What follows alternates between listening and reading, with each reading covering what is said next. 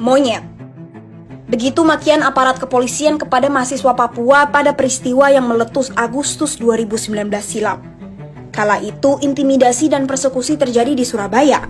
Asrama mahasiswa Papua dikepung aparat dan ormas selama lebih dari 24 jam. Pemicunya, bendera Indonesia jatuh ke selokan dan mahasiswa Papua dituding sebagai pelaku tanpa bukti jelas. Makian rasis diteriakkan ke arah gedung asrama dan disinilah kata monyet itu muncul. Sebanyak 43 mahasiswa Papua diangkut polisi sebelum akhirnya dibebaskan sebab tidak terbukti membuang bendera. Gelombang protes anti-rasisme kemudian bermunculan di berbagai daerah di Indonesia. Puncak dan yang terbesar lahir di Papua. Di Manokwari, gedung DPRD Papua Barat dibakar massa. Massa turut memblokade jalan serta merusak sejumlah fasilitas umum. Sementara di Sorong, massa menargetkan Bandara Domine Edward Losok. Aksi juga terjadi di Jayapura, Timika, dan Nabire. Gelombang protes nyatanya tidak seketika menghentikan rasisme, diskriminasi, serta kekerasan yang ditujukan ke Papua. Sampai hari ini, Papua adalah medan konflik panas yang melibatkan kelompok bersenjata. Lagi dan lagi, masyarakat sipil menjadi korbannya.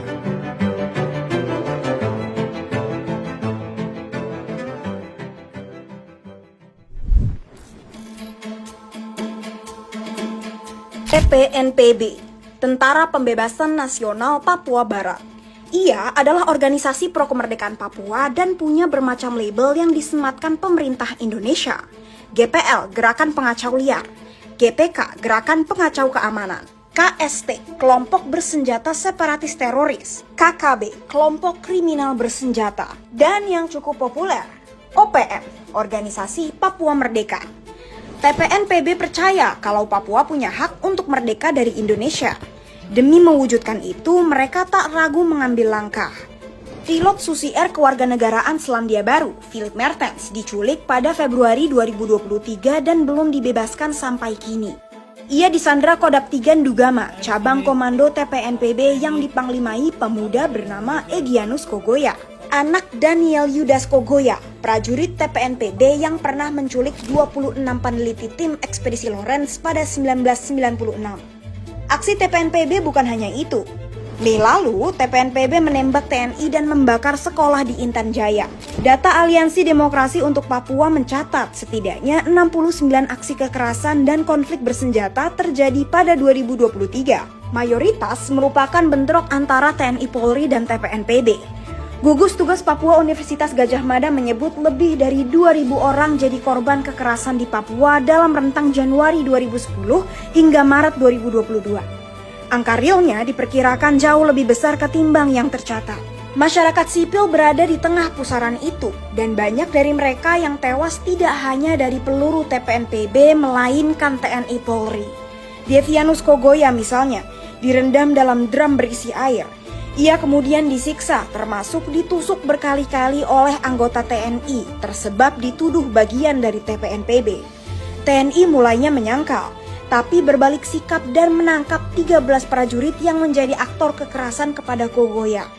Siklus kekerasan terhadap orang asli Papua terjadi secara sistematis. Ini Made Supriyatma, akademisi dari ICS yang aktif mengkaji militerisme Indonesia di Papua. Ini beberapa laporan yang pernah ia buat. Abuse atau pelanggaran HAM dan lain sebagainya itu menjadi sesuatu yang sangat sistemik, ya. Menjadi sesuatu yang terus-menerus berulang. Penyiksaan itu tidak pertama kali loh terjadi. Tudingan keterlibatan dengan TPNPB kerap jadi dalih aparat menghajar mereka. Di waktu yang sama, aparat seolah kebal hukum. Apalagi sekarang ketika TNI kemudian memakai kembali memakai istilah OPM, banyak orang nggak sadar apa konsekuensinya. Konsekuensinya sangat berat. Ya. Karena dengan memakai istilah OPM itu mereka mendesignasi TPN itu menjadi pasukan pemberontak dan TNI bisa menangani secara langsung tanpa melibatkan kepolisian. Jadi ini sudah bukan masalah pertahanan lagi, ini akan menjadi masalah bukan masalah keamanan, ini menjadi masalah pertahanan negara. Sehingga pengerahan pasukan besar-besaran itu dijustifikasi. Ini cara pandang akar dari masalah rasisme, kolonialisme, dan kekerasan sistematik. Data Amnesty International Indonesia selama Januari 2010 hingga Februari 2018 melaporkan 69 pembunuhan warga Papua oleh aparat keamanan yang diselesaikan tanpa investigasi independen. Di antara kasus tersebut, hanya 6 berakhir penangkapan pelaku dan 25 lainnya menguap begitu saja. Kami juga temukan ada beberapa masyarakat sipil yang kemudian menjadi korban penyalahgunaan senjata api, atau korban penganiayaan, atau korban salah tangkap, sehingga kemudian mengalami tindakan. Ini adalah beberapa titik gesekan antara TNI Polri dengan TPNPB OPM. Di wilayah ini, bentrok senjata dan kekerasan terjadi dalam skala yang masif. Padahal wilayah-wilayah ini bukan tanah kosong. Di dalamnya tumbuh perkampungan masyarakat. Konflik di Papua telah menghancurkan ruang hidup masyarakat. Mereka terpaksa melarikan diri dan jadi pengungsi. Hari-hari mereka lantas gelap gulita. Akses ke kebutuhan dasar terserabut. Total sepanjang Desember 2019 sampai Agustus 2023, lebih dari 75.000 orang Papua mengungsi imbas kekerasan di sana. Wilayah Nduga menyumbang porsi paling banyak dengan lebih dari 50.000 orang pergi sejak 2018. Setelah kami telusuri kondisi masyarakat sipil yang kemudian menjadi pengungsi di tempat pengungsiannya, baik di kampung-kampung maupun juga di gereja, mereka kemudian mengalami kondisi pemenuhan hak ekonomi sosial budaya yang sangat miris karena tidak dipenuhi secara maksimal. Sementara ada beberapa perempuan yang karena kondisi pangannya langka di daerah tempat mereka mengungsi, mereka mencoba mengambil makanan di kebun mereka justru kemudian menjadi korban tindakan kekerasan seksual, bahkan hingga pembunuhan sebagaimana yang dialami oleh 2 ibu di Kabupaten Yahukimo beberapa bulan yang lalu. Pemerintah Indonesia sebetulnya melihat secara khusus isu Papua. Indikatornya, sebagai contoh, adalah komitmen Presiden Joko Widodo untuk lebih sering mengunjungi Papua sejak pertama kali dilantik pada 2014. Presiden Jokowi pernah mengatakan bahwa ia ingin menciptakan keadilan sosial di Papua dengan salah satunya pembangunan infrastruktur. Yang ditekankan dari rencana itu, Presiden Jokowi mengklaim bakal mengutamakan dialog serta partisipasi masyarakat Papua. Kemudian, pembangunan, kata Jokowi, harus mengutamakan penegakan nilai-nilai HAM dan kearifan lokal di Papua. Meski begitu, dalam beberapa kesempatan, terutama ketika diminta pendapat mengenai konflik di Papua, Presiden Jokowi mengungkapkan bahwa kondisi di Papua masih terkendali, serta jangan memandang semuanya dari satu sisi saja, pemberitaan negatif. Akar konflik di Papua bisa ditarik dari garis sejarah sejak 1960-an. Kala itu, Papua Barat diapit sengketa kekuasaan antara Belanda dan Indonesia. Ironisnya, orang Papua tidak diberi kesempatan turut serta. Penentuan pendapat rakyat PPRAS 1969 lalu jadi solusi. Tujuannya, warga Papua bisa menentukan nasib mereka sendiri, bergabung atau pisah dari Indonesia. Hasilnya, Papua tetap terintegrasi di Indonesia. Namun, hasil itu dipandang manipulatif. Berdasarkan jurnal ini, rencana One Man One Vote yang dijanjikan lewat New York Agreement tak pernah terrealisasikan. PPRAS 1969 hanya mengikut sertakan 1.022 orang dalam forum musyawarah. Jumlah itu terbilang kecil untuk mewakili Papua. Alasan pemerintah Indonesia, Papua dianggap sebagai daerah terbelakang yang tidak mampu melakukan proses demokrasi. Situasi kian keruh lantaran Indonesia dituding memilih perwakilan yang sepaham. Lalu, mayoritas pemilih PPRA diduga mengalami ancaman sampai suap. Alhasil, dari sini, PPRAS 1969 dipandang tidak representatif terhadap keinginan mayoritas warga Papua. Itu sangat jelas manipulasi dan rekayasa.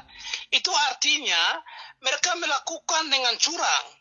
Kalau begitu, kenapa jumlah penduduk orang Papua yang 800.000 orang itu tidak ikut PPRA? Indonesia hanya ambil 1.025 orang yang dipilih oleh Indonesia bawa ke Jakarta. Itu pun kami punya catatan. Itu tadi Sebi Sambong. Ia juru bicara TPNPB yang dulunya sempat berkuliah di Yogyakarta sebagai warga Indonesia. Menurutnya, PPRA jadi pangkal permasalahan status Papua yang keruh sampai hari ini. Baginya dan anggota TPNPB lainnya, orang Papua tidak pernah diberikan hak dalam menentukan nasib sendiri. Mereka bagi, mereka kamu nanti enak semua hidup begini dengan Indonesia. Kamu kalau dengan Belanda kamu menderita. Penipuan ini namanya itu brainwash dalam bahasa Inggris. Brainwash. Brainwash itu maksudnya mereka mencuci otak orang-orang Papua untuk ikut Indonesia. Ya ini kan dipaksa, bukan karena pilihan bebas, tidak ada pilihan bebas. Gagal jadi solusi, Pepera turut melahirkan benih kekerasan militer yang berkaitan dengan kepentingan ekonomi besar yang mesti dijaga. Pada 1961, 8 tahun sebelum Pepera, Indonesia menaikkan kontrak dengan Freeport-McMoran sehubungan pengelolaan tambang emas. Kalau menurut jurnal karya Laksamana Muda TNI Untung Suropati ini, TNI mengirimkan personel dari luar Papua alias aparat non-organik guna melangsungkan berbagai operasi militer. Tujuannya, pengkondisian gejolak penolakan Pepera sekaligus mengamankan situasi menyambut kedatangan Freeport. Kekerasan semakin menjadi. Pada era Orde Baru, pemerintah menetapkan Papua sebagai daerah operasi militer alias DOM. Pasukan TNI Polri bertubi-tubi didatangkan dari luar Papua dengan dalih mengamankan masyarakat dari teror kelompok separatis. Meski status DOM telah dicabut sejak pasca Orde Baru, pengiriman pasukan non-organik ke Papua tidak pernah berhenti. Ini kemudian menjadi pertanyaan besar bagi kami. Sebenarnya status Papua ini apa sehingga penerapan pasukan terus terjadi? Aliansi Demokrasi untuk Papua mencatat TNI Polri mengirim pasukan non-organik sebanyak 22 kali hanya dalam 1 tahun, tepatnya 2023 kemarin. Walaupun jumlah pasukan kerap dirahasiakan, AIDP memperkirakan terdapat lebih dari 10.000 personel TNI Polri yang dikirim ke Papua tahun lalu. Masalahnya, semakin sering mengirim pasukan, potensi penyalahgunaan wewenang turut terbuka lebar. Di Kabupaten Yahukimo ada 2 anak yang sampai saat ini masih ditahan. Kemudian di Puncak Jaya ada peristiwa penyiksaan. Kedua hal ini itu kan dilakukan oleh pasukan non-organik yang dikirimkan dari luar. Itu peristiwanya baru terjadi di tahun 2024 ini. Kemudian kalau peristiwa-peristiwa lainnya seperti peristiwa yang dialami oleh Bapak Pendeta Sanambani di tahun 2020. Kemudian peristiwa yang dialami oleh Roni Wandik dan Eden Bebari di tahun 2020 juga. Ada peristiwa-peristiwa lain di daerah konflik seperti di Maibrat, di Pegunungan Bintang. Ini kan terjadi bukan karena dilakukan oleh organik ya, yang ada di Polres Polsek maupun juga di Kodim Koramil. Tapi itu terjadi ketika ada penerapan pasukan non-organik dari luar.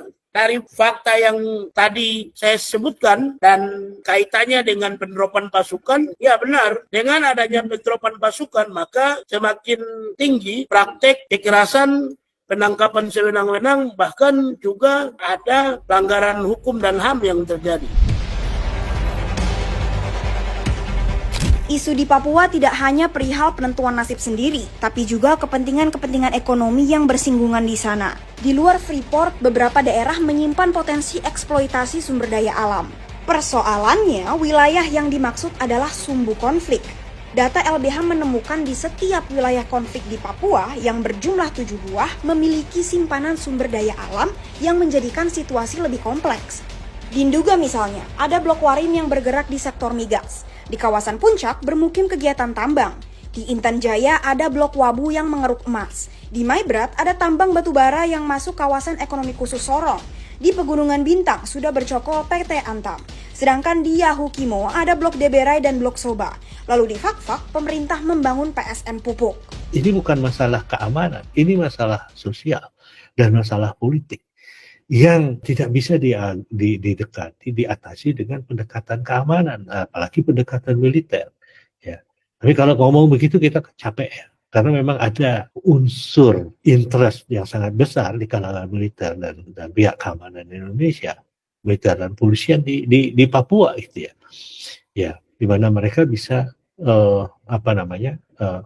mendapatkan impunitas, bisa bertindak apa saja dan bisa mengekstraksi ya keuntungan ekonomi dari sana. Dan semua orang juga tahu. Bicara konteks sekarang, kebijakan Presiden Jokowi yang cukup getol menggenjot pembangunan infrastruktur di Papua turut dikritik karena tidak menyentuh dasar permasalahan. Kami melihat di masa pemerintahan Jokowi ini justru mengembalikan kami kepada ingatan kami di tahun 1980-an ketika perusahaan Perkebunan Nusantara II mau masuk di Kerom untuk mengambil lahan kemudian menanam kelapa sawit. Mereka mengembangkan isu-isu kalau di situ ada TPN, kemudian di situ ada GPK, di situ ada ini itu. Kemudian mereka drop pasukan dan masyarakat ketakutan mengungsi ke Papua Nugini. Akhirnya tanah-tanahnya diambil dan kemudian diberikan kepada perusahaan. Kami melihat modus itu yang saat ini dipraktikkan kembali oleh Pak Jokowi di masa kepemimpinannya untuk mengembangkan yang namanya proyek strategis nasional itu. Kemudian kebijakan kita untuk melakukan pembangunan besar-besaran dan secara cepat di Papua dengan membuat jalan tol, jalan menghubungkan jalan dan lain sebagainya. Kita tidak pernah memperhatikan bahwa jalan itu melayani orang-orang yang punya kedudukan ekonomi, melayani pemenang ekonomi istilahnya, the winners of the economy, the business winners gitu ya. Dan kemudian mengalahkan the losers, mengalahkan yang kalah. Dan dalam pihak ini secara struktural yang terjadi adalah orang Papua semakin kalah. Pendekatan militeristik di Papua terbukti hanya makan korban, selain seringkali gagal menyelesaikan masalah. Akan tetapi, pasukan terus dikirim dan pemerintah seperti menanggalkan pintu lain. Sebenarnya satu hal yang harus diselesaikan oleh pemerintah Indonesia adalah duduk dan berbicara dengan orang Papua, dengan wakil-wakil mereka, dengan TPN dan OPM. Gitu ya. Indonesia mau melakukan itu dengan Aceh, dengan GAM. Ya, duduk setara, satu meja gitu, sebagai partner berunding gitu, untuk menyelesaikan masalah. Itu berhasil. Tapi itu tidak terjadi di Papua. Ya, di sini ada faktor rasisme. Selalu berpandangan bahwa orang Papua itu tidak mampu menjadi dirinya sendiri. Pemerintah Indonesia tidak pernah menanggapi situasi ini secara serius, kecuali dengan melakukan pendekatan militer dan melakukan pendekatan ekonomi yang dipadukan dengan dua itu. Ya, tapi winning the hearts and minds itu sama sekali tidak pernah dilakukan. Makanya kalau mau selesaikan masalah ya berunding. TPN kan jelas. Kita perang itu bargainingnya adalah duduk di meja perundingan Indonesia. Jadi kalau lewat militer itu tidak akan selesaikan masalah Papua.